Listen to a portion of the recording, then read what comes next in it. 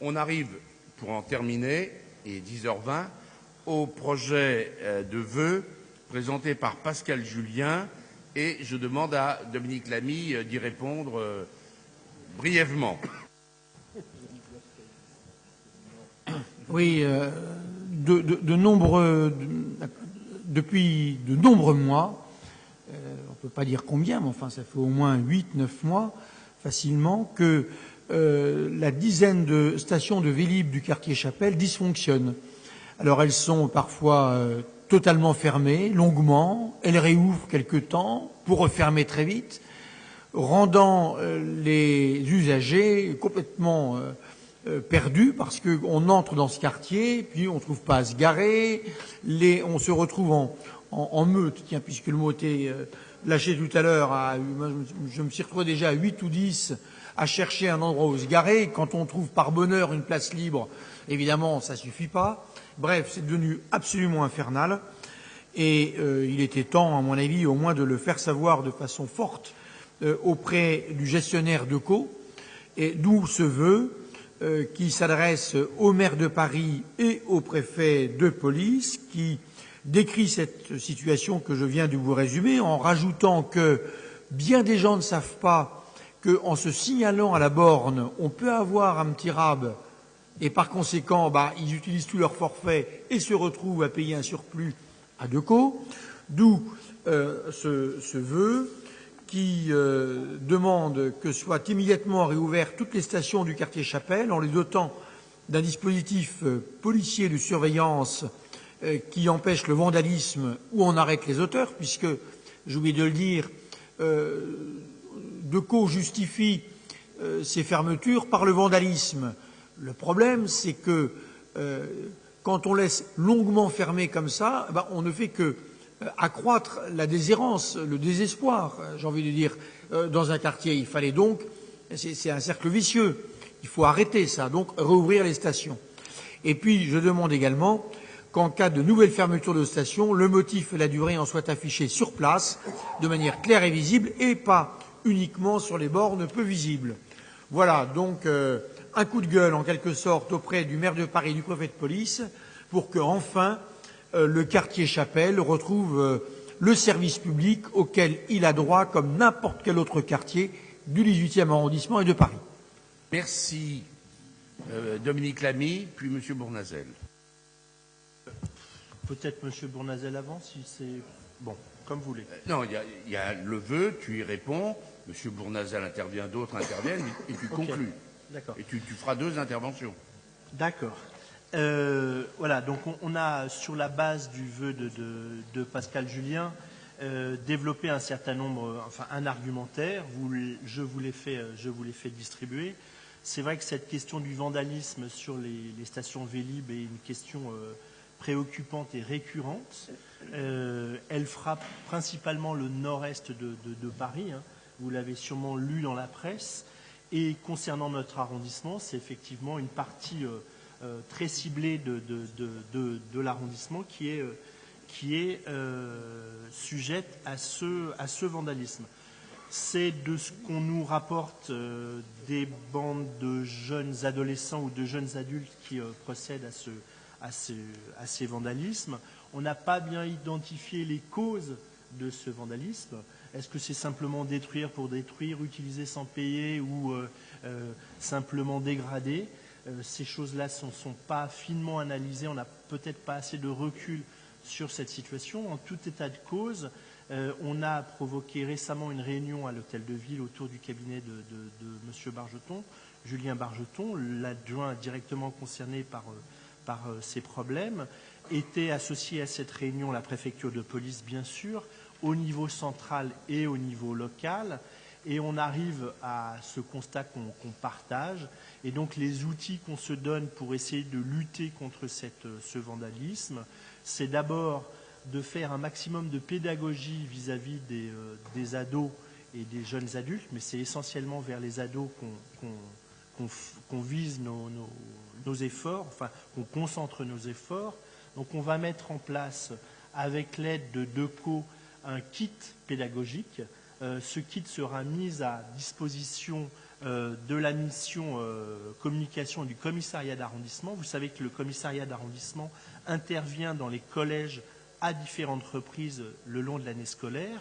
Il intervient sur le racket, il intervient sur l'usage des drogues, il intervient sur les violences faites aux enfants. Enfin, il y a un certain nombre d'interventions du commissariat qui sont planifiées dans l'année et il nous a semblé intéressant que ces intervenants du commissariat d'arrondissement aient des outils de sensibilisation des ados sur ces problèmes de vandalisme. Ça, c'est un premier axe que l'on souhaite développer.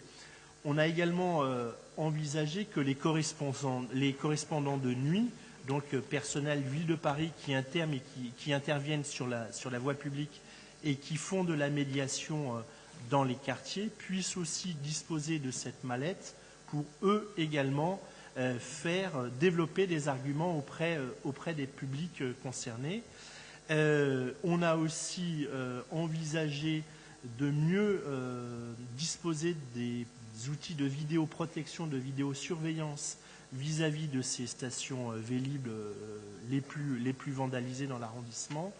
Et on a souhaité également, il me manque un dernier point, oui, on a associé maintenant, depuis quelques réunions, les services de DECO aux réunions mensuelles que tient le maire d'arrondissement en matière de prévention de l'insécurité dans la cellule de veille, où l'ensemble des intervenants en matière de sécurité et de prévention échangent de l'information, échangent des manières de faire, des procédures, des process pour améliorer la sécurité et la prévention sur l'ensemble de l'arrondissement. Dernière chose qu'il faut préciser et que j'ai mentionné dans le courrier que je vous ai fait passer, il existe aussi des outils en termes de punition et de réparation de la faute, puisqu'un certain nombre de ces jeunes qui ont été pris, condamnés par la justice, se voient proposer des travaux d'intérêt généraux à l'intérieur des ateliers DECO pour réparer les vélos vandalisés. Du retour que nous faisait DECO lors de cette réunion, c'est des initiatives qui fonctionnent bien. Un certain nombre de ces jeunes pourraient même être dans le futur qualifiés et embauchés par JC DECO sur la maintenance de son parc de vélos. Voilà les éléments que je voulais vous communiquer, ce qui m'amène à modifier un petit peu le vœu déposé par Pascal Julien et les choses vous ont été passées, donc la simple modification, c'est la formule, le paragraphe en gras qui ajoute « C'est pourquoi la mairie du 18e arrondissement a demandé une réunion sur le sujet qui s'est tenue le 4 octobre dernier, donc il y a un mois environ, au cabinet de l'adjoint au maire de Paris en charge des transports et des déplacements, en présence des représentants de Vélib et du commissariat du 18e arrondissement. À l'issue de cette réunion, il a été décidé d'impliquer fortement les services de police dans la surveillance des stations lors de leur réouverture programmée, ainsi que les correspondants de nuit. » Et on réembraye sur l'écriture initiale pour effectivement, je l'espère, voter ce vœu à l'unanimité pour peser encore davantage sur les décisions qui viennent d'être prises. Alors, à l'image, une diapo qui est peut-être pas très très visible pour le public, mais non, je vais rebondir encore 2-3 fois, Eric. Non, juste, vous verrez sur les pastilles de couleur que c'est essentiellement le nord-est de l'arrondissement qui est le plus concerné par ces dégradations, mais pas seulement. La banlieue et le 19e est également concerné par ce qu'on pourrait considérer comme un jeu malsain peut-être chez certains. Vous remarquerez aussi que la densité des stations n'est pas tout à fait la même sur le secteur considéré sur l'espace compris entre les deux faisceaux des voies ferrées et le reste de l'arrondissement. Donc il y a peut-être une faiblesse en termes de densité qui expliquerait peut-être la forte pression en termes de vandalisme. Voilà, merci.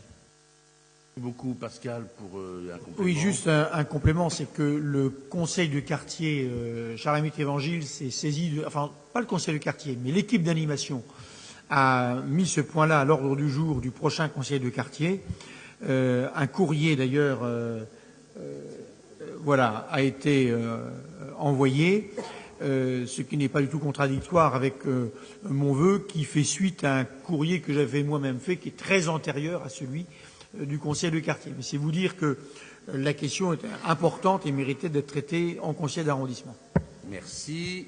Monsieur Bournazel. Oui, nous sommes favorables à ce vœu, d'autant plus que nous avons aussi interpellé le préfet sur ce sujet. Je suis d'accord avec aussi la lettre de M. Lamy que je viens de découvrir et de lire. Et ce que je trouve absolument important dans sa lettre, c'est les travaux d'intérêt général. Car je considère que la réparation à la dégradation est une réponse utile et efficace vis-à-vis de ces problèmes. Donc si on peut le développer d'ailleurs sur d'autres sujets, ça serait absolument bien. Donc nous votons le vœu et je trouve que les explications de M. Lamy étaient tout à fait pertinentes. Merci beaucoup. Merci beaucoup. Je précise, sans rallonger, que j'ai participé, ça fait une dizaine de jours, à une réunion chez le procureur de Paris, entre les maires d'arrondissement et le procureur.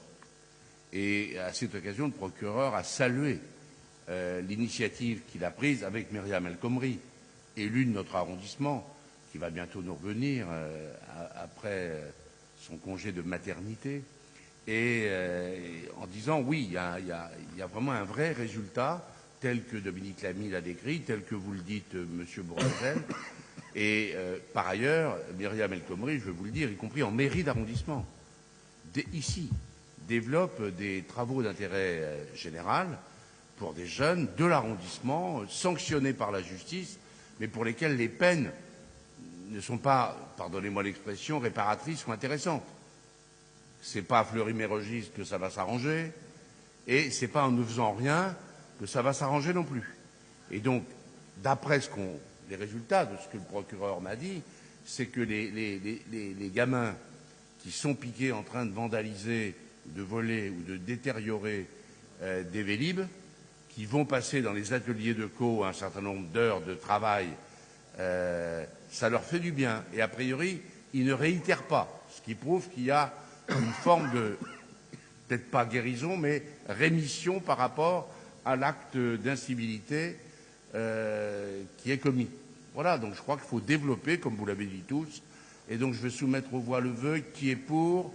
C'est à l'unanimité. Je vous souhaite bonne soirée.